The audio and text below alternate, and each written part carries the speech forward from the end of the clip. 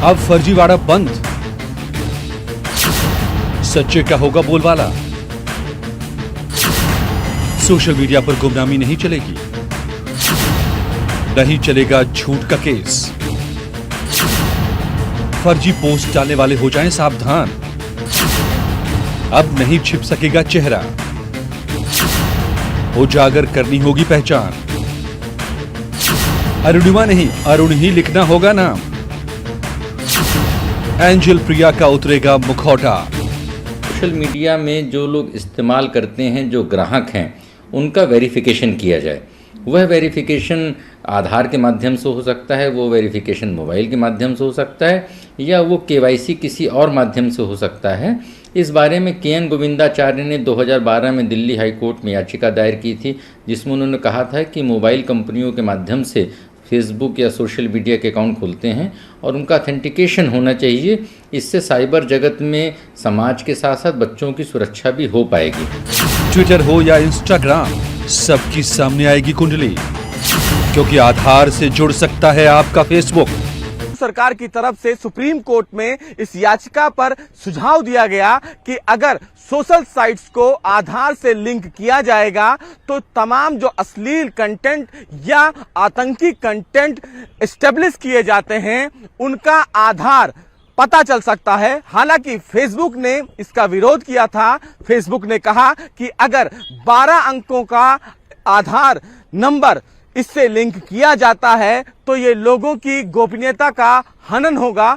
हालांकि supreme court ने इस मामले की सुनवाई के दौरान फेसबुक, ट्विटर और व्हाट्सएप केंद्र सरकार को नोटिस जारी किया है। सुप्रीम कोर्ट ने 2 सितंबर तक इन तमाम लोगों से जवाब मांगा है और 13 सितंबर को सुप्रीम कोर्ट इस याचिका पर सुनवाई करेगा। लेकिन अब यह साफ है कि सुप्रीम कोर्ट अब यह तय करेगा कि तमाम सोशल साइट्स यानी कि फेसबुक, ट्विटर और व्हाट्सएप को आधार से लिंक किया जाए या नहीं, अब यह देश की सबसे बड़ी अदालत तय करेगी। कैमरामैन प्रहलाद के साथ सुशील पांडे, न्यूज़ 18 दिल्ली। अंदाजा लगाइए कि पहले जैसे चौपाल हुआ करता था, तमाम समाज के लोग बैठे होते थे, बड़े बुजुर्ग बच्चे सभी, और बड़ी बातों पर बातें होती थी और बातों से बातें निकलती रहती थी। लेकिन क्या ऐसी बातें होती थी कि जिसका जो मन करे वो बोल दे, चाहे वो मर्यादित हो, अमर्यादित हो, सच हो, झूठ हो, नहीं होता था। लेकिन सोशल मीडिया आज के जमाने का ऐसा चौपाल बन चुका है, पिछले सालों में ये बातें साफ हो गई हैं कि जिसकी मर्जी जो हो, जिसके मन में जो आए वो इस पर लिख देता है, बोल देता है, चाहे वो झूठ हो, चाहे किसी का इससे अपमान होता हो, किसी की मान का हनन होता हो। लेकिन लोग अपने मन से और झूठे चेहरे बना करके, झूठे नाम से अकाउंट्स बना करके लोगों को ठगते हैं, लोगों को धोखा देने का काम करते हैं। तो अब इस पर लगाम लगाने का वक्त आ गया है क्या? ये मामला अब सुप्रीम कोर्ट तक पहुंच गया है और इसीलिए आज मैंने बुलाया है एक्सपर्ट्स को कि क्या होना चाहिए, क्या ये छूट मिलनी चाहिए या इस छूट पर अब लग जानी चाहिए पाबंदी। नकाब ओढ़कर सोशल मीडिया के जरिए जो लोगों को परेशान करते हैं, झूठ फैलाते हैं, क्या उन पर लग जानी चाहिए पाबंदी। मेरे साथ जुड़े हैं कई मेहमान। डॉक्टर मनिंद्र तिवारी समाजशास्त्री हैं, लखनऊ से मेरे साथ जुड़ रहे हैं। डॉक्टर आशुतोष श्रीवास्तव साहब हैं, सोशल एक्टिविस्ट हैं, जो मेरे साथ जुड़ रहे हैं। फारूक खान साहब वरिष्ठ वकील हैं, मेरे साथ जुड़ रहे हैं। और पवन दुग्गल साहब साइबर एक्सपर्ट भी मेरे साथ जुड़ने जा रहे हैं। आप सबका बहुत बहुत स्वागत है। सबसे पहले पेज अब इसमें जो बात इसमें आएगी, क्योंकि काफी समय से आपको बताएं कि यह भी कहा जा रहा था और ये बातें उठ रही थी, लेकिन लोग उठाने लगते हैं सवाल कि क्या ये निजता का हनन है, क्या ये प्राइवेसी में दखलंदाजी है। और ये मामला पहले अदालतों के सामने भी आया था, कुछ हाई कोर्ट के सामने भी आ चुका है, उन्होंने भी यही बात कह दी थी, हाई कोर्ट ने भी। तो क्या सुप्रीम कोर्ट ने जो अब नोटिस जारी किया है, सरकारों से पूछा है, तो वो मामला टिक पाएगा क्या? मेरे साथ सबसे पहले आइए यही सवाल करता हूं फारूक खान साहब से। फारूक साहब, ये जो सुप्रीम कोर्ट में मामला पहुंचा है, अब सवाल है कि क्या आप खुली छूट देंगे लोगों को, जिसकी जो मर्जी हो बोलता रहे, लिखता रहे, धोखा देता रहे लोगों को, या फिर पाबंदी लगाने का वक्त आ गया है, आइडेंटिटी रिवील करने का वक्त आ गया है सबके? नहीं, देखिए आपका जो सवाल का कंस्ट्रक्शन है, मैं जरा उसको सही कर दूं, फिर आपको क्लैरिफाई बताइए। बिल्कुल खुली छूट नहीं है। इवन जो फ्रीडम ऑफ, जो आपका फंडामेंटल राइट है, right to free speech and expression, उसमें भी ये क्लैरिटी है कि there is a fine line between right of to freedom and speech and license to insult. आज के वक्त में इतनी इन्वेस्टिगेटिंग एजेंसीज के पास हथियार मुहैया हैं कानूनी तौर पे कि जो लोग झूठी न्यूज़ फैलाते हैं या जो हैट्रेड करते हैं उनको पुलिस पकड़ती है और बंद भी करती है, उस धाराएं हैं। पर ये कौन सी बात हुई कि सब, लेकिन बड़ा मुश्किल हो रहा है, आप जो है लेकिन बड़ा मुश्किल हो रहा है। क्या आप एक इसको मतलब आप जी नहीं, जो मेरी बात हो रही थी कुछ ऐसे अधिकारियों से, उनका कहना था कि इसके जरिए ट्रैक करना, आईपी एड्रेस के जरिए और तमाम जो अभी तक के उपलब्ध रास्ते हैं उनके जरिए ट्रैक करना बड़ा मुश्किल हो जाता है काम। लेकिन अगर आधार से लिंक हो, फोन नंबर से लिंक हो सभी अकाउंट, तो ऐसी किसी भी स्थिति में हम तुरंत ट्रैक कर सकते हैं। समय की बचत होगी, पहचान होगी और लोगों को जिम्मेदारी का एहसास होगा कि अगर हम कुछ झूठ फैलाया हमने तो हम पकड़े जाएंगे। मैं आपको इसका जी नहीं, देखिए, झूठ फैलाने वालों को बख्शना भी नहीं चाहिए। और आपकी जिन अधिकारियों से बात हुई है, बड़े सम्मान के साथ मैं कहूंगा, शायद उनको कानून का ज्ञान नहीं है। कोई भी सोशल मीडिया अकाउंट जब आप बनाते हैं तो उसके लिए आपको एक ईमेल एड्रेस तो देना ही पड़ता है। बिना ईमेल एड्रेस के सोशल अकाउंट बनता ही नहीं है। और ईमेल से आप कैसे ट्रैक करेंगे? एड्रेस से चीजें ट्रैक होती है। अगर ईमेल तो 2 मिनट में बन जाता है। आप भी जानते हैं ईमेल बनाने में क्या है, 2 मिनट में बन जाएगा ईमेल। सुन लीजिए, नहीं, आप नहीं, आप पहले मुझे जरा सा अगर 60 सेकंड का अनइंटरप्टेड वक्त दे दो, मैं आपको क्लैरिफाई कर दूं। आप मेरे विचारों से सहमत हो, असहमत हो सकते, ये आपका अधिकार है। मैं आपको ये कहना चाह रहा हूं, मैं ये कहना चाह रहा हूं, मेरा जो मेरा इस पे सबमिशन है वो ये है कि आप जो है पुलिस राज नहीं बना सकते। आप हर चीज को कंट्रोल करें। कल को पुलिस ये कहे कि मुझे आपके घर के अंदर सीसीटीवी कैमरे लगाने और मुझे आपका रियल टाइम मॉनिटर करना है। पुट्टू स्वामी का जजमेंट पढ़िए सुप्रीम कोर्ट का, ज्यादा कह रहे हैं राइट टू प्राइवेसी क्या है, ये कुछ ज्यादा कह रहे हैं वाले केस को जब ओवरटर्न किया है तो नहीं, ज्यादा नहीं कह रहा हूं, अभी कम लग रहा है, फिर आपको ये भी कम लगेगा। कल को ये भी हो सकता है, बेडरूम के अंदर आपका डर सच हो, एक सीसीटीवी फुटेज लगा दीजिए। आप इंसानों को मॉनिटर करने के लिए एक लिमिट है। ठीक है। डॉक्टर मणिन्द्र तिवारी समाजशास्त्री भी हमारे साथ जुड़े हैं। डॉक्टर साहब, तो क्या ये समाज में जो एक झूठ का संसार बन गया है, झूठ का संसार मैं इसलिए कह रहा हूं कि सोशल मीडिया पर लोग पकड़े जाते हैं, जो वो पकड़े जाते हैं, लेकिन वो बहुत संगीन मामलों में ही पुलिस पड़ताल कर पाती है।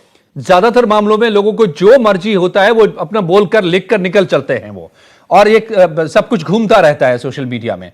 अब कितना % सही बातें होती हैं और कितना % उसमें गलत का होता है ये हम देख सकते हैं। क्या हो, फिर क्या होना चाहिए?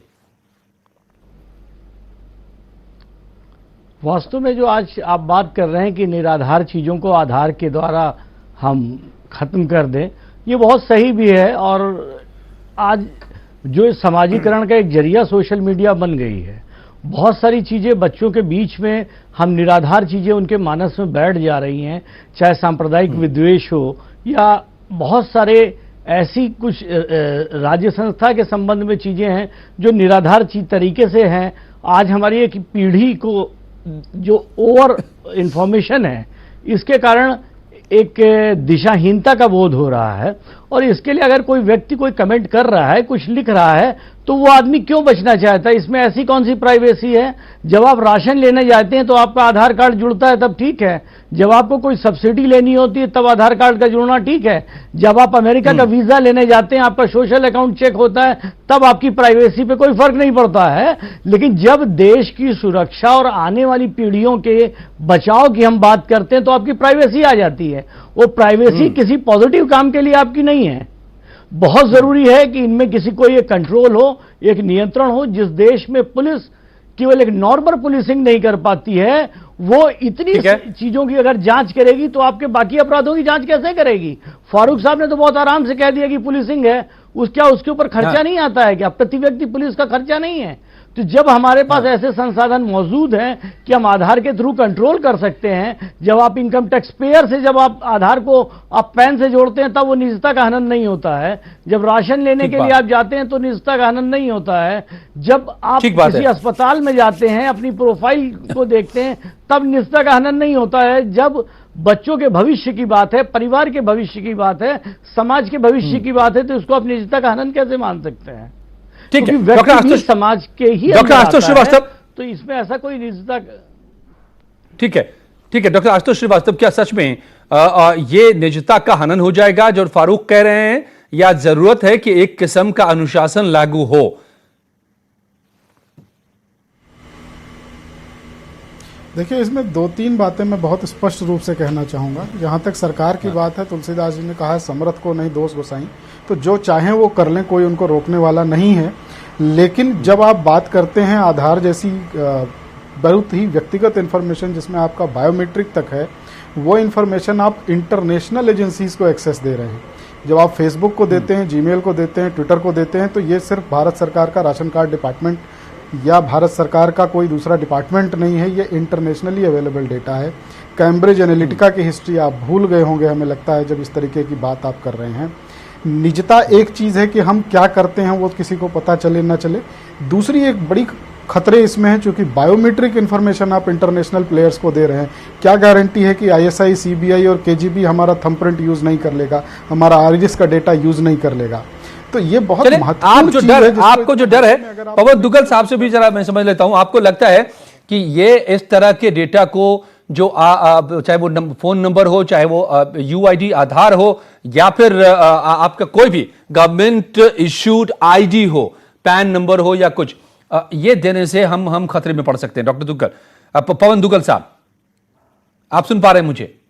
जी हाँ, देखिए, अगर आप अपना आधार संबंधी जानकारी इन सोशल मीडिया सर्विस प्रोवाइडर्स को देंगे तो न केवल वो आपकी निजता के अधिकार का सीधा हनन होगा, साथ ही साथ इस तरह का कदम भारत की प्रभुता, अखंडता और सुरक्षा को नकारात्मक रूप से प्रभावित करने की क्षमता रखता है।